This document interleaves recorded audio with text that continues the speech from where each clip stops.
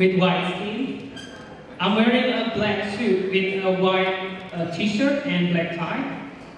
I'm a visually impaired person, and currently I'm working as a disability advisor at Universitas Brawijaya Center for Disability Studies and Services. Okay, and we are now continuing our meeting to the next agenda, that is to hear the keynote session, which will be moderated by Mr. Slamet Tohari. So ladies and gentlemen, please welcome Mr. Slamet Tohari.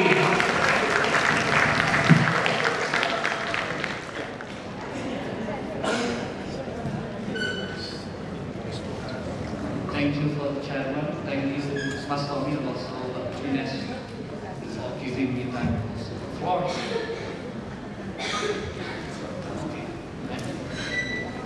Okay, I'm good. Okay, so for this session, we are going to have a plenary session. We have 3 persons. Before that, I would like to introduce myself. I'm Slamet Tohari. I'm wearing beautiful batik. I'm Asian, a little bit dark. So, but no worries, I'm good looking. Yeah, I'm an Asian Japanese. So we have topic today on disability and law, and also national disability planning, and also how do our ministry have a plan on disability and social inclusion. The first speaker for our session today is Patrick Kaiser. Patrick is former of law faculty, head of department of law faculty in Lathrop University, Australia. Please come. And we have also Ibu Vivi, but Ibu Vivi is on the way here from AIDRAN, so no worries. I text her and she's coming soon. So, second, we have Professor Dr. Ocky Karna Radjasa. He is Director of Research and Community Service from Mendikbud, Ministry of Higher Education, the Indonesian Ministry. Please, Professor Ocky. And yeah, that's our speaker. And actually, I thought you before that actually we have one more speaker, but she's on the way. Okay, so Ocky is from our government Ministry of Higher Education, and that, as we know, that more currently our government has strongly committed to making our education, making our universities more inclusive. They plan a special scholarship for people with disabilities. They have a corner, also special person to manage and also to enhance the inclusion for people with disabilities in higher education. And he said, left side, we have Patrick Kaiser. Patrick Kaiser know and a lot of things about Australian policy on disability. We can learn and chat here, talk about disability in Australia, and based on his experience, I think that you have also family with people with disability, right? So he has a lot of experience in advocating, also life experience, family who has people with disability as well. So I'm not going to talk more. We have to give to the speaker here for the first time, Pak Ocky, and the floor is yours. Assalamualaikum warahmatullahi wabarakatuh. Very good morning, selamat pagi. Thank you, Pak, for the opportunity. It is my great pleasure to be here to share on some our research policy regarding gender equality and social inclusion. First, I would like to congratulate Brawijaya University for hosting such a reputable conference. And I'm very delightful to share that Brawijaya University soon will become what they call it autonomous university. At the moment, there are only 11 Indonesian universities belonging to the club, and it is very highly reputable institution. A good thing is that as part of becoming autonomous university, they will receive what we call it research block grant that will enable them to manage the budget allocated to do whatever they want, as long as it sticks within what we call the university research plan, 5-year university research plan. So I start. Next slide, please. How the gender equality and social inclusion is represented within sustainable development goals. Next. As you can see here, within the agenda, especially goal number 5, achieve gender equality and empower all women and girls. There are 40 targets are related to gender, human rights, and women as well as all girls. And Indonesia, as one of the countries that ratify the SDG, are very committed to this goal. Next slide. We believe that at least there are 3 principles how the gender equality and social inclusion should be included in SDGs. The principle number 1 is no one left behind. And number 2 is integration. And number 3, universal. And all those 3 aspects has been accommodated within our research policy, especially to support the SDG in Indonesia. Next slide, please. Also, we believe that GESI perspective is also included in all purposes of SDG. So we have very strong reason to be active and support the SDG, especially in Indonesia. Next slide, please. When we look at the 2030 agenda of SDGs, we can see next. Next. We'll see the vision and principle. Next. Implementation as well as follow-up and review. This has been the guide for the implementation of the SDGs. Next.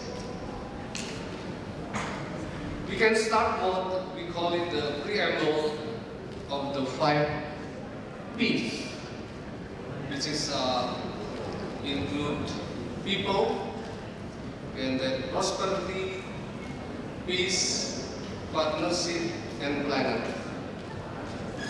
So it is very important for us, in order to support the SDGs in Indonesia, we have to think also about the 5 P's. Next slide, please. How about the issue of social inclusion has been accommodated within the 2030 agenda? So at least there are 5 goals that are very much related to the disability.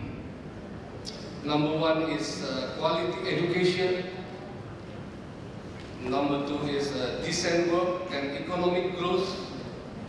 Number 3 is sustainable cities and communities. Number 4, the goal number 10, reduce inequalities. And goal number 17, partnership for the goals. Based on this principle, we are very much believe that the need of the commitment for disability has been nicely fit within the goals. For example, in terms of the education, we believe that education should be for all. And within the ministry, we have the policy. For example, at least 20% of the new students enrolled in the university should come from the low economic society. That also include those who are lacking the ability to be admitted as a normal student in terms of the concept of disability. This is one of our commitment. And also, the ministry has provided guideline for the university what aspect of the disability should be included. It's not only in terms of physical disability, but also we are talking about the access in terms of the remote area. For example, we accommodate those come from the small island, for example. The second one, we have committed to support the acceleration of development in Papua and West Papua. For example, in terms of research budget, it is impossible for those coming from Papua and West Papua to nationally compete with other researchers from Java Island, for example. So we have what we call it affirmative approach or policy. So certain funding will be given to those coming from small island as well as Papua and West Papua. Next slide, please.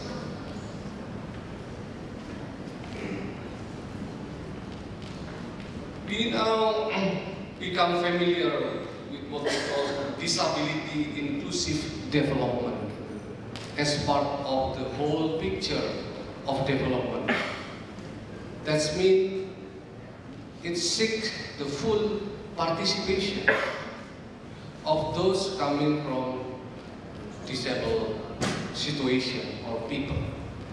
So we would like to see the maximum participation of the disabled in all process of development in Indonesia. And of course, it will adhere to what we call the inclusive development. It is quite new, especially for Indonesia, even for the official within the ministries of Indonesia. But at least we are at the Ministry of Research, Technology and Higher Education has seen this as that disability inclusive development should be given more attention in the future in order to make opportunity to the disability to be actively engaged in all process of development in university. Next slide, please.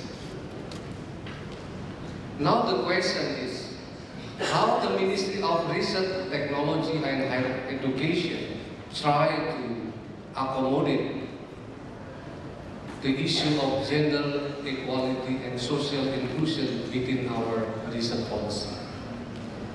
Next. For those who are not coming from Indonesia, I have to inform you that in Indonesian university we have what we call the pillars of university. It's covered 3 different pillars. Pillar number 1 is teaching, number 2 is research, and number 3 is community services. That is why no single lecturer in Indonesia can be promoted into the next level without fulfilling the 3 aspects or 3 pillars. So, for example, those who are very smart and bright in terms of research, but he or she does not conducting any community empowerment or any community service, then basically they cannot be promoted. And now we are working with KSI. We try to revise the regulation on lecture, especially related to credit point. So we would like to increase the numbers of points for community empowerment by inserting what we call innovation perspective or aspect. Jokowi President has asked specifically to the President, to the Minister of Research, Technology and Higher Education, that one of the vehicles to downstream the research result is through community empowerment. So this is also will include how the technology can help as the result of the research by Indonesian lecturer can help to provide solution to the problem that's related to disability in Indonesia.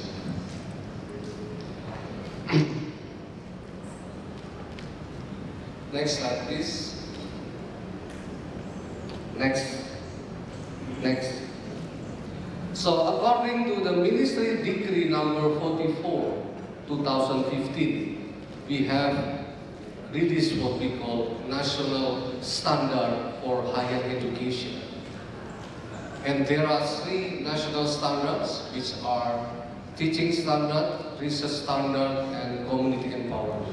So in this regard, I would like to highlight the national standard of research. So basically, this will be the guideline for any Indonesian university to maintain the quality of research in Indonesia. Next. Therefore, every 3 years, the Directorate for Research and Community Services conducted what we call clustering or ranking of Indonesian universities based on research performances. Soon, I will release the result of the ranking, maybe next month. But there is a big change after we have conducted the 4th ranking.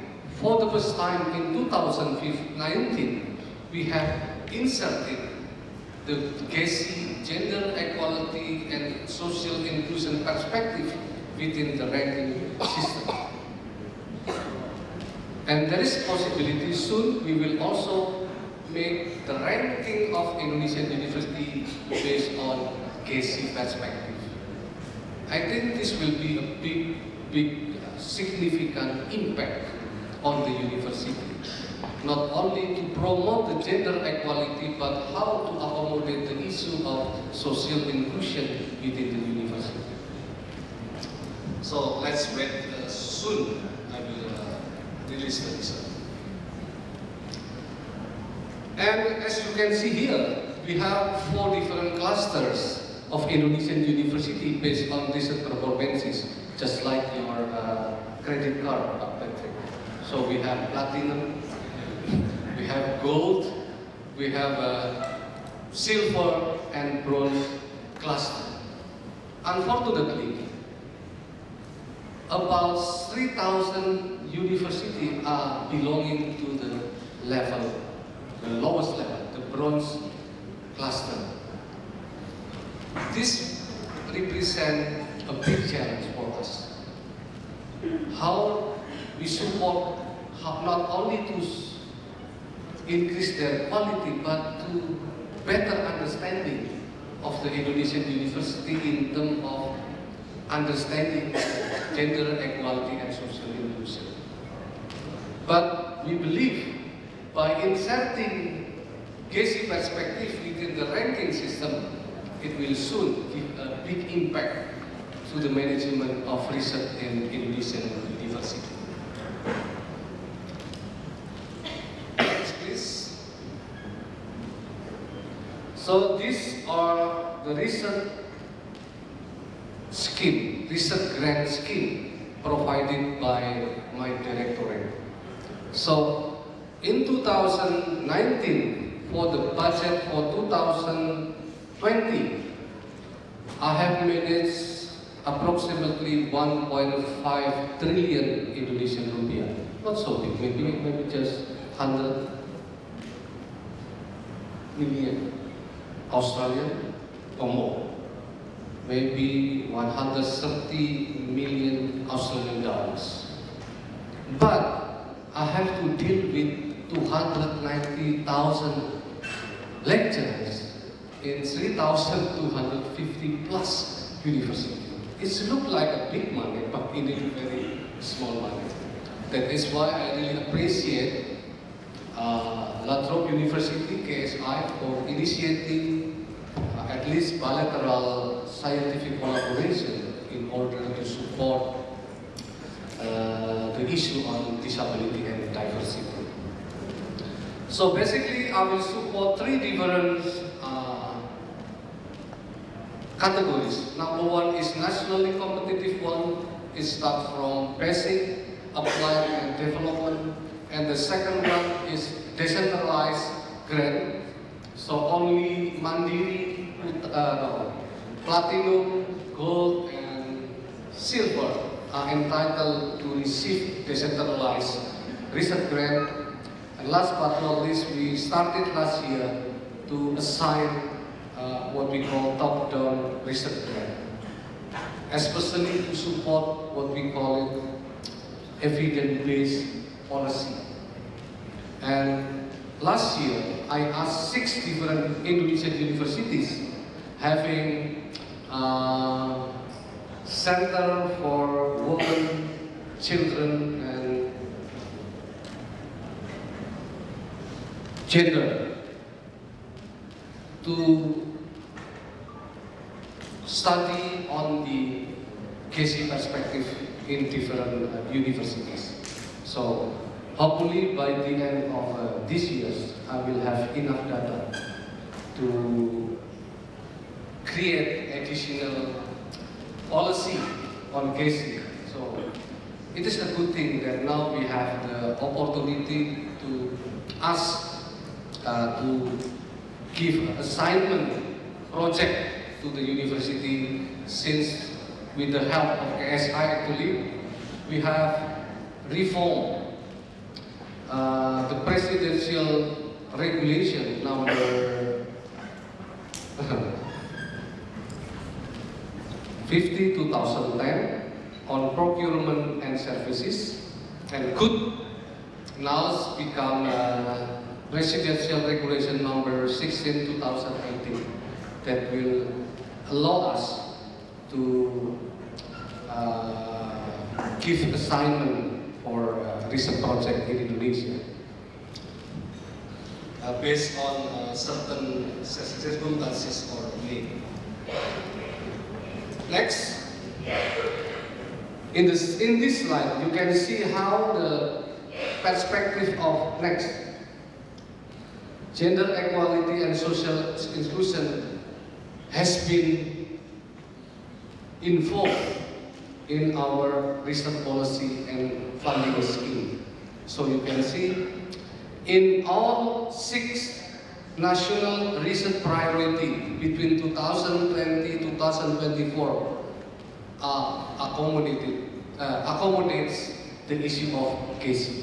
For example, even in terms of food and agriculture, by our system, the system created, we allow the scientist or the researcher to select certain topic and theme related to gender equality and social inclusion within agricultural field, for example. Or maybe in maritime research focus, we also offer them several themes and topics that are very much related to JKC perspective within maritime area. So this is a big change in the Indonesian research ecosystem at the moment. And we have commitment to continue to support this for the next 5 years. Next, please. And this is the distribution of 2019 research budget. As you can see here, for the research focus on socio-humanity, art, culture, and education, receive approximately 30% of the total budget 2019, while the remaining 70% are distributed among 9 others research topics. And within the socio-humanity, art, culture, and education, the issue of gender equality and social inclusion mainly accommodated. So in the last 2 years, we spent approximately 30% of the total national budget on socio-humanity and art, culture, and education. So I believe this will also be maintained for the next couple of years.